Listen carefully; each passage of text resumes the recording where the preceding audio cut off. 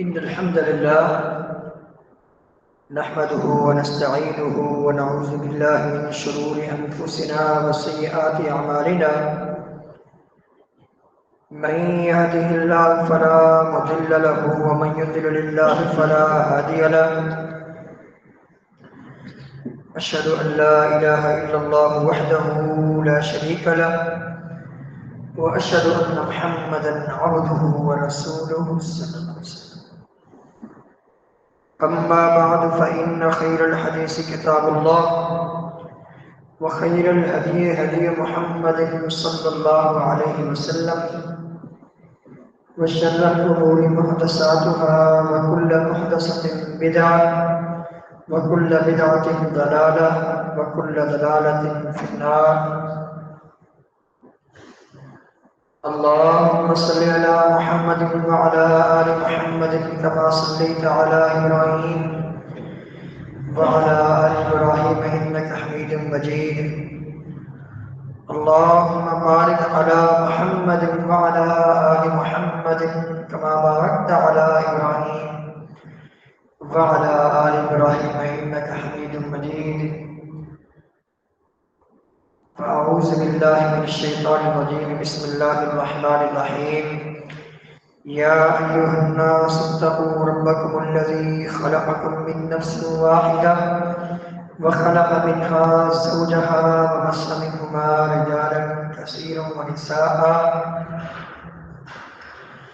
واتقوا الله الذي تساءلون به والأرحام إن الله كان عليكم رقيبا. يا أيها الذين آمنوا اتقوا الله حق تقاته ولا تموتن إلا وأنتم مسلمون. يا أيها الذين آمنوا اتقوا الله وقولوا قولا سديدا يصلح لكم أعمالكم ويغفر لكم ذنوبكم ومن يطع الله ورسوله فقد فاز فوزا عظيما. قال الله تبارك وتعالى: وقل لعبادي يقول التي هي أحسن رب اشرح لي صدري ويسر لي أمري واحلل عقدة من لساني يفقهوا قولي. رب أعوذ بك من همزات الشياطين وأعوذ بك رب أن يحضرون. سبحانك لا علم لنا إلا ما علمتنا إنك أنت العليم الحكيم.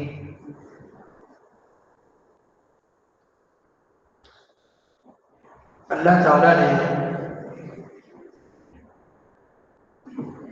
انسان کو جہاں بہت ساری نعمتوں سے نوازا ہے،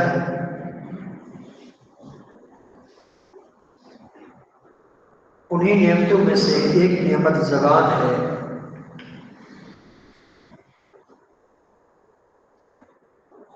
زبان کی اہمیت اور ما فی الضمیر بیان کرنے کی اہمیت ان لوگوں سے پوچھیں جو اس عظیم نعمت سے محروم ہیں. یہ اللہ تعالیٰ کا بہت بڑا کرم ہے، احسان ہے، فضل ہے انسانیت پر کہ اللہ تعالیٰ نے انہیں بولنے کی طاقت عطا فرمائی ہے. اللہ تعالیٰ کا فرمان: أَلَمْ نَجْعَلْ لَهُ عَيْنَيْنِ وَلِسَانًا وَشَفَتَيْنِ.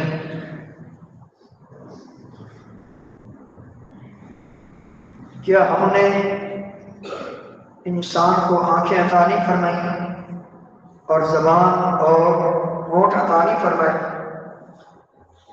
یقیناً اللہ تعالیٰ نے ان نعمتوں سے ہمیں نوازا ہے.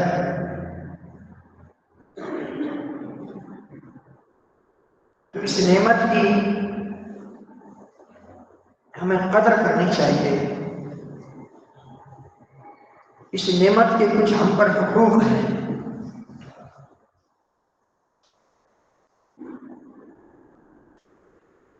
سب سے بڑا حق یہ ہے کہ زبان سے صرف اور صرف وہی جملہ ادا کریں جو سب سے اچھا جملہ ہو، سب سے بہترین جملہ ہو. اور اس چیز کا اللہ تعالیٰ نے ہمیں باقاعدہ حکم فرمایا ہے: وَقُلْ لِعِبَادِي يَقُولُ الَّتِي هِيَ أَحْسَنُ. اے میرے پیارے پیغمبر صلی اللہ علیہ وسلم آپ فرما دیجیے میرے بندوں سے اپنی زبانوں سے صرف اور صرف وہی جملے ادا کریں جو سب سے اچھے ہیں۔ احسن یہ اسم تفضیل کا صیغہ ہے جس کا معنی یہ ہے کہ سب سے اچھی بات، سب سے بہترین بات۔ یہ اس زبان کا ہم پر یہ حق ہے۔ نبی کریم صلی اللہ علیہ وسلم کی صحیح بخاری کی حدیث، آپ علیہ السلام نے فرمایا من کان یؤمن باللہ والیوم الآخر فلیقل خیر او لیصمت۔ جو بھی اللہ تعالیٰ پر ایمان رکھتا ہے اور آخرت کے دن پر ایمان رکھتا ہے، اس کا اس بات پر یقین ہے کہ میں نے اپنے رب کے سامنے کل قیامت کے دن کھڑا ہو کر اپنی زندگی کے پورے جو ایام ہیں، جو دن ہیں، جو راتیں ہیں، پوری میری جو زندگی جو دنیا میں گزر چکی اس کا میں نے حساب دینا ہے۔ جس کا اس بات پر ایمان اور یقین ہے تو فلیقل خیرا، اسے چاہیے کہ بہترین بات اپنی زبان سے ادا کرے۔ یہ خیرا یہ بھی سے تبدیل ہے، اصل میں اخیر ہوتا ہے، یہ کثرت استعمال کی وجہ سے یہ خیر بنا تاکہ ادائیگی میں آسانی ہو۔ اس میں بھی وہی معنی ہے، جو اللہ تعالیٰ پر ایمان رکھتا ہے، آخرت کے دن پر ایمان رکھتا ہے، اسے چاہیے کہ سب سے بہترین بات اپنی زبان سے ادا کرے، اور اگر اسے بہترین سب سے بہترین بات ادا کرنے کی توفیق نہیں تو لیصمت، خاموش رہے۔ خاموش رہنے میں بڑے فائدے ہیں۔ فرمایا من صمت نجا، جو خاموش رہا وہ نجات پا گیا۔ زبان کے حوالے سے اس سے پھر قیامت کے دن نہیں پوچھا جائے گا، کیونکہ اس نے کوئی غیر شرعی گفتگو کی ہی نہیں، کوئی غیر شرعی بات کی ہی نہیں۔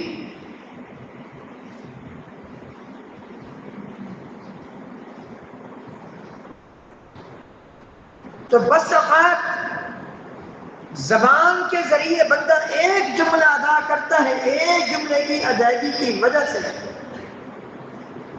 سامنے والے کو جس کے متعلق ادا کیا گیا بہت بڑی تکلیف پہنچتی ہے۔ عین ممکن ہے کہ اس کی کسی تکلیف کی وجہ سے مجھے نقصان ہو، اس کو تکلیف ہوئی، اس سے بھی بددعائے جملہ کہہ دیا اور وہ جملہ قبول ہو گیا، تو کس کا نقصان ہے؟ میرا اپنا نقصان۔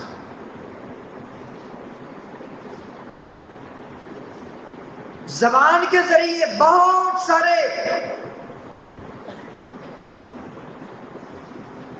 برے اعمال، بہت ساری برائیاں ہمارے معاشرے میں آ چکی ہیں۔ انہی میں سے ایک برائی غیبت ہے۔ غیبت کا مطلب کیا ہے؟ صحیح بخاری صحیح مسلم کی حدیث، نبی کریم صلی اللہ علیہ وسلم سے جب پوچھا گیا غیبت کی تعریف کے بارے میں، بلکہ آپ نے خود بتایا اتدرون ما الغیبہ، تم جانتے ہو غیبت کیا ہے؟ نبی کریم صلی اللہ علیہ وسلم سے عرض کی گئی اللہ و رسولہ اعلم، اللہ تعالیٰ بہتر جانتا ہے اور اللہ کے رسول صلی اللہ علیہ وسلم بہتر جانتے ہیں۔ آپ اس لیے بہتر جانتے ہیں کہ وما ینطق عن الہوی ان هو الا وحی یوحی، آپ وحی کی روشنی میں بتائیں۔ بہرحال پھر آپ علیہ السلام نے خود ہی بدعت کی تعریف فرمائی، ذکر کا اخا کا بما یکرہ، آپ اپنے مسلمان بھائی کا ان جملوں، ان الفاظ کے ساتھ تذکرہ کریں اس کی عدم موجودگی میں جو اس کو برا لگے۔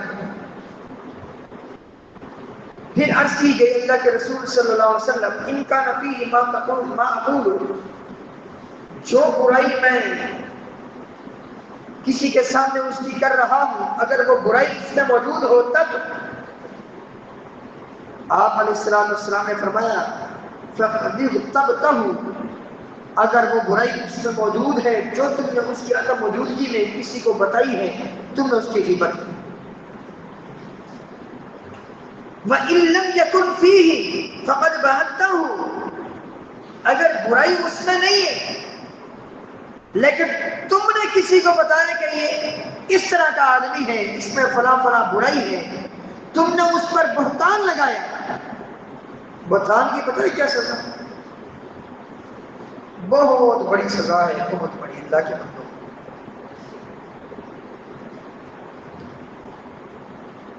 اللہ تعالیٰ اپنے مقدس کلام میں فرمایا ان الذین والذین یرمون المحصنات ثم لم یأتوا بأربعۃ شہداء فاجلدوہم 80 جلدہ، جو پاک دامنہ عورتوں پر الزام لگاتے ہیں، بہتان باندھتے ہیں، یا مردوں پر یا عورتوں پر، ان کی جو سزا ہے فاجلدوہم 80 جلدہ، 80 کوڑے ان کو مارنا۔ بھلے 80 کوڑے سے پہلے ان کی موت واقع ہو جائے، کوڑے پورے مارنے۔ ایک کوڑا بھی کوئی عام شخص برداشت نہیں کر سکتا، 80 کوڑے۔ کن کو؟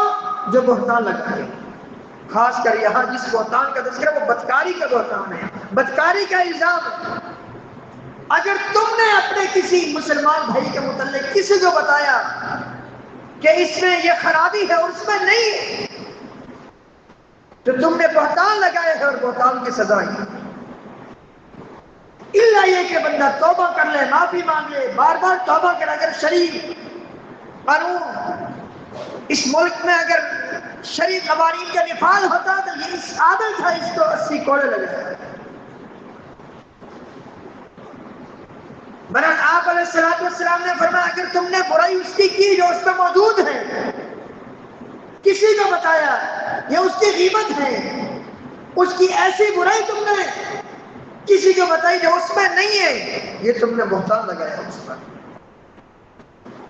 اب آئیے غیبت کی تباہ کاری کی طرف۔ پچھلے جمعہ غیبت کے چند اسباب بتائے تھے جس وجہ سے عام طور پر غیبت ہوتی ہے: حسد، دشمنی، اور دل میں دشمنی اور عداوت، اور عام طور پر بندہ بس اوقات کسی مظلوم پر ظلم کر کے اس کا حق دبا کر خود ہی غیبت کرنے کے مواقع فراہم کرتا ہے۔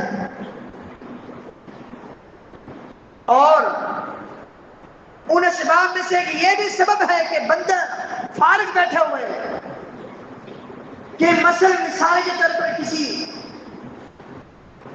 شادی کی تقریب میں گئے یا کسی اور فنکشن میں گئے، پتہ چلا کہ ابھی یہاں آدھا پونا گھنٹہ 1-2 گھنٹے بیٹھنے ہیں، اب وہاں شروع ہو جائیں گے غیبت کرنا، دل لگی کرنے کے لیے، اپنے دل کو بہلانے کے لیے۔ یہ سبب بھی عام طور پر ہمارے معاشرے میں پایا جاتا ہے غیبت کرنے کا، خاص کر خواتین میں۔ جب 6-7 خواتین اکٹھی ہوتی ہیں، ان کے پاس ٹائم ہوتا ہے، وقت ہوتا ہے، ذمہ داریاں تو ساری شوہروں کے سروں پر ہوتی ہیں، یہ فارغ جب بیٹھی رہتی ہیں، خواتین ایک دوسرے کی برائیاں کرتی ہیں۔ کیوں کرتے ہیں؟ دل لگی کرنے کے لیے۔ یاد رکھنا، دل لگی کرنے کے لیے جو غیبت کرتے ہیں وہ منافق ہیں، یہ نفاق ہے، یہ منافقت ہے۔ یہ دل لگی کرنے کے لیے بندہ اپنے دل کو بہلانے کے لیے غیبت کرتا رہتا ہے۔ بھیا دل لگی کرنی ہے تو آپ اللہ تعالیٰ کا ذکر کریں، قرآن کی تلاوت کریں، ذکر و اذکار کریں، ایک دوسرے کو نیکی کا حکم دیں، برائی سے روکیں، اس طرح دل لگی کریں۔ دل لگی کرنے کا یہ مطلب تو نہیں کہ اپنی زبان کو خراب کرتی رہیں۔ عام طور پر یہ سبب بہت زیادہ پایا جاتا ہے، دل لگی کرنے کے لیے، اپنے دل کو بہلانے کے لیے، وقت پاس کرنے کے لیے، ٹائم پاس کرنے کے لیے، ٹائم گزارنے کے لیے غیبت کی جاتی ہے۔ اللہ اکبر کبیرہ۔ بہرحال میں نے جیسے کہ عرض کیا، یہ چیز منافقوں میں ہے۔ وہ رسم اور شریعت کا مذاق اڑاتے ہیں، اللہ کے رسول صلی اللہ علیہ وسلم کی گستاخی کرتے ہیں. ان سے جب پوچھا جاتا وہ کہتے ہیں انما نخوض ونلعب، ہم ایسے خامخواہ دل لگے کر رہے ہیں، کھیل کود رہے ہیں، بس اپنے دل کو بہلا رہے ہیں. اللہ تعالیٰ نے جواب دیا قل اباللہ وآیاتہ ورسولہ کنتم تستہزئون، اللہ کا مذاق اڑا رہے ہو، اللہ تعالیٰ کے احکامات کے مذاق اڑا رہے ہو، اللہ کے رسول صلی اللہ علیہ وسلم کے مذاق اڑا رہے ہو. اللہ اکبر. اللہ تعالیٰ نے پھر منافقوں کے لیے کیا فرمایا؟ ان المنافقین فی الدرک الاسفل من النار، جہنم میں ابو جہل سے بھی فرعون سے بھی نیچے کافر ہوں گے، یہ منافق ہوں گے. ان کی جہاں اور بہت ساری خرابیاں ہیں، ان میں سے یہ بھی خرابی ان میں تھی، غیبت بہت زیادہ کیا کرتے تھے اور اپنے دل کو بہلانے کے لیے مسلمانوں کی دشمنی اپنے دل سے نکالنے کے لیے، اس کے اظہار کرنے کے لیے غیبتیں کیا کرتے تھے. نبی کریم صلی اللہ علیہ وسلم کے دور میں ایک بار تیز آندھی چلی، بہت یوں سمجھے کہ طوفانی ہوا چلی. آپ علیہ السلام نے سبب بتایا، اس تیز طوفانی آندھی چلنے کا سبب یہ ہے کہ منافقوں نے صحابہ کرام کی غیبت کی، اللہ نے ان کو مارنے کے لیے، ان کو موت دینے کے لیے یہ تیز آندھی چلائی، ان کے لیے موت کا فیصلہ. تو اس حدیث سے پتہ یہ چلا کہ عام طور پر اس دور میں جو غیبتیں کیا کرتے تھے منافقین ہوتے تھے. آج اگر کوئی مسلمان کی غیبت کر رہا ہے، وہ سوچ لے وہ کن لوگوں کے ساتھ دے رہا ہے. غیبت کی تباہ کاری میں سے ایک بہت بڑی تباہی یہ ہے، اللہ تعالی نے غیبت کرنے والوں کے لیے ایسی آگ تیار کی ہے جو دلوں تک پہنچے گی، دل تک تو جلا دے گی لیکن موت واقع نہیں ہوگی. اللہ تعالیٰ کا فرمان بسم اللہ الرحمن الرحیم ویل لکل ہمزۃ لمزہ. اے میرے پیارے پیغمبر صلی اللہ علیہ وسلم ان لوگوں کو بتا دیجیے، ہر منہ پر برائی کرنے والے اور غیبت کرنے والے کے لیے ہلاکت ہے، تباہی ہے، بربادی ہے. الذی جمع مالا وعددا، یہ کون شخص عام طور پر برائی کرتا ہے وہ بھی بتا دیا، اس کی شناخت بھی بتا دی. پہچان لو، ان لوگوں کو پہچان لو اور ان سے دور رہو اور دیکھ لو کہ کون لوگ عام طور پر منہ پر برائیاں کرتے ہیں یا پیٹھ پیچھے برائیاں کرتے ہیں. فرمایا یہ وہ شخص ہے الذی جمع مالا وعددا، جو مال جمع کر رہا ہے اس کو شمار کر کے گن کے رکھتا ہے. یحسب ان مالہ اخلدا، وہ یہ سمجھتا ہے کہ اس کا مال ہمیشہ اس کے پاس رہے گا اور اس کی زندگی میں اضافے کا باعث بنے گا. وہ مسلمانوں کی غیبت کرتا ہے، پیٹھ پیچھے ان کی برائی کرتا ہے، منہ پر ان کی برائیاں کرتا ہے اور اتراتا ہے اپنے مال پر. یہ سمجھتا ہے کہ اس کا مال ہمیشہ اس کے پاس رہے گا اور اس کا مال اس کی زندگی میں، اس کی عمر میں اضافے کا سبب بنے گا. کلا، ایسا ہرگز ایسا نہیں ہو سکتا. لیبذن فی الحطمہ، ان قریب یہ توڑ پھوڑ کرنے والی جہنم میں گرایا جائے گا، اس کو وہیں پھینکا جائے گا. وما ادراک ما الحطمہ، آپ کیا جانیں، آپ کو کیا معلوم یہ حطمہ کیا ہے؟ یہ توڑ پھوڑ کرنے والی یہ کیا چیز ہے جو انسان کے جسم کو توڑ کے رکھ دے گی، اس کے اعضاء کو توڑ کے رکھ دے گی، ٹانگوں کو، ہاتھوں کو، پاؤں کو توڑ کے رکھ دے گی، سر پھاڑ کے رکھ دے گی. اللہ اکبر. کلا لیبذن فی الحطمہ وما ادراک ما الحطمہ، آپ کیا جانیں، اس کی ہولناکی کی طرف اشارہ ہے. یہ بڑا ہولناک عذاب ہے، بڑا سخت قسم کا عذاب ہے. نار اللہ الموقدہ، یہ جلائی ہوئی آگ ہے، یہ جلائی ہوئی آگ ہے جو توڑ پھوڑ کرنے والی ہے. التی تطلع علی الافئدہ، یہ آگ ان کے دلوں تک کو پہنچے گی. کیوں؟ کیونکہ دلوں میں ہی برائیوں کا جذبہ تھا، دل میں برائی کی محبت تھی، دل میں عداوت تھی، دشمنی تھی، حسد تھا، کینہ تھا، شرک تھا، کفر تھا. بدعت کی محبت تھی، توحید کی نفرت تھی، اس وجہ سے یہ آگ دلوں تک کو جلا دیا. لیکن موت واقع نہیں ہوگی. دنیا کی آگ ایسی ہے دلوں تک نہیں پہنچتی، پہلے موت واقع ہو جاتی ہے. جہنم کی آگ ایسی ہے جو دلوں تک کو جلا دے گی لیکن موت واقع نہیں ہوگی. انہا علیہم مؤصدہ، یہ ان پر بند کی جائے گی پریشر کوکر کی طرح، بالکل یہ اس آگ میں کو ڈال کر اوپر سے بند کر دیا جائے گا. کیا ان کی حالت ہوگی اللہ ہی بہتر جانتا ہے. اللہ اکبر. فی عمد ممددہ، بڑے بڑے ستونوں میں، بڑے بڑے ستونوں میں اندر آگ ہوگی اور اندر یہ ظالم ہوں گے، پیٹھ پیچھے برائی کرنے والے، منہ پر برائیاں کرنے والے، مسلمانوں کی غیبتیں کرنے والے، اہل ایمان کا مذاق اڑانے والے اور مومنین کا مذاق اڑانے والے، موحدین کا مذاق اڑانے والے، ان کی برائیاں کرنے والے، یہ ان بڑے بڑے ستونوں میں ہوں گے اور اندر جل رہے ہوں، اوپر سے بند ہوں گے، ہمیشہ کے لیے بند کر دیا جائے گا. آپ تصور کریں، اللہ نہ کرے، اللہ نہ کرے یہ بندہ بھٹی میں گر جائے، کیا اس کی حالت ہوگی؟ وہ تو دیکھتے ہی دیکھتے کوئلہ بن جاتا ہے، ختم خلاص. اللہ نہ کرے کسی کا ہاتھ کسی بڑی جو یہ مین لینڈ ہے جو بجلی کی، اگر یہاں اس کا ہاتھ لگ جائے آن فوراً بندہ جل کے راک ہو جائے، کچھ بھی نہیں بچتا. ان کا وہاں کیا بنے گا؟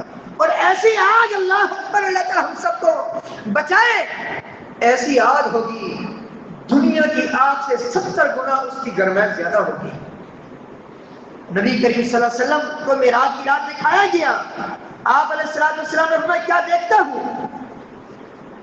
ایک قوم ہے، ان کے پاس سے گزرا معراج کی رات میں، لہم اظفار من نحاس، جن کے تانبے کے ناخن ہیں، جو اپنے چہروں کو، اپنے سینوں کو تانبے کے ناخنوں کے ذریعے چیر رہے ہیں اور ادھیڑ رہے ہیں.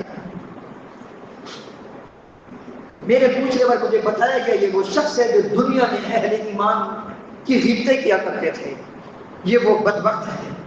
آپ علیہ السلام جو قبروں کے پاس سے گزرے، ایک اور دونوں کو عذاب ہو رہا ہے. ایک قبر والا جو تھا وہ پیشاب کی چھینٹوں سے نہیں بچا کرتا تھا، اور دوسرا جو قبر والا تھا ایک روایت میں وہ غیبت کیا کرتا تھا اور دوسرے روایت میں ہے وہ چگل کرتا تھا. گویا کہ جو غیبت کرتا ہے، توبہ نہیں کرتا، معافی نہیں مانگتا، تو پھر یہ سن لے عذاب قبر اس کے لیے تیار ہے، الا یہ کہ اپنی اصلاح کر لے. اسی طرح نبی کریم صلی اللہ علیہ وسلم نے فرمایا، اے وہ لوگوں جو نئے نئے مسلمان ہوئے ہو، لا تغتابوا المسلمین، مسلمانوں کی غیبتیں نہیں کرو اور ان کے عیوب نہیں ٹٹولو.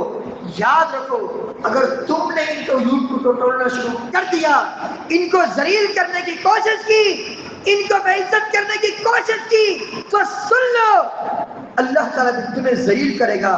بھلے تم اپنے گھر میں کیوں نہیں، وہیں پر تم ذلیل ہو کے رہ جاؤ گے. آپ علیہ السلام کی صحیح سند کے ساتھ حدیث، نبی کریم صلی اللہ علیہ وسلم نے فرمایا سود کے 70 سے زیادہ شعبے ہیں، سود کے 70 سے زیادہ شعبے ہیں، اور فرمایا سب سے ادنا شعبہ، سب سے کم اور ہلکا شعبہ سود کا یہ ہے کہ کوئی بندہ اپنی ماں سے بدکاری کرے. یہ سب سے ادنا دروازہ ہے، سب سے ادنا شعبہ ہے. سب سے اعلیٰ کیا ہے؟ سود کا سب سے اعلیٰ شعبہ سن لیجیے، کسی مسلمان کی غیبت کرنا، کسی مسلمان کی عزت پر حملہ کرنا، یہ سود کا سب سے بڑا شعبہ ہے. ادنا شعبہ کیا ہے؟ اپنی ماں سے بدکاری کرنا. سب سے بڑا شعبہ کیا ہے؟ کسی مسلمان کی پیٹھ کے پیچھے برائی کرنا، اس کی بے عزتی کرنا، اس کی عزت پر حملہ کرنا، یہ سود کا سب سے بڑا شعبہ ہے. اور فرمایا جو ایک درہم جان بوجھ کر سود کھائے گا 36 بار بدکاری کرنے سے بھی بڑا گناہ ہے. ایک بندے نے 36 بار بدکاری کی، ایک بندے نے جانتے بوجھتے 1 روپیہ سود کا کھایا، یہ بڑا مجرم ہے. 36 بار بدکاری کرنے والا وہ چھوٹا مجرم ہے. اور پھر مسلمانوں کی غیبت کرنے والا، مسلمانوں کی برائی کرنے والا، اندازہ لگے کتنا بڑا مجرم ہے. تو ان ساری باتوں کا تقاضا یہ ہے ہم اپنی زبان کی حفاظت کریں، نہ جھوٹ بولیں، نہ کسی کو دھوکہ دیں، نہ غیبت کریں، نہ پیٹھ پیچھے برائی کریں. اور بس اوقات ایک ہی جملے کی ادائیگی کی وجہ سے بندے کی زندگی بھر کی محنتیں برباد ہو جاتی ہیں. احادیث مبارکہ میں اس کا تذکرہ موجود ہے. اور بس اوقات بندہ نیکی کرتے کرتے، صحیح بخاری کی حدیث ہے، جنت کے قریب پہنچ چکا ہوتا ہے، زبان سے ایک ہی برا جملہ ادا کر کے جہنم میں اتنا دور چلا جاتا ہے جتنا مشرق اور مغرب کے مابین فاصلہ ہے. اللہ تعالیٰ سے دعا ہے اللہ تعالیٰ ہم سب کو اپنی زبان کی حفاظت کرنے کی توفیق عطا فرمائے. اللہ تعالیٰ ہمارے معاشرے کو اس طرح کے تمام برائیوں سے پاک فرما دے. استغفر اللہ لی ولکم وللسائر المسلمین.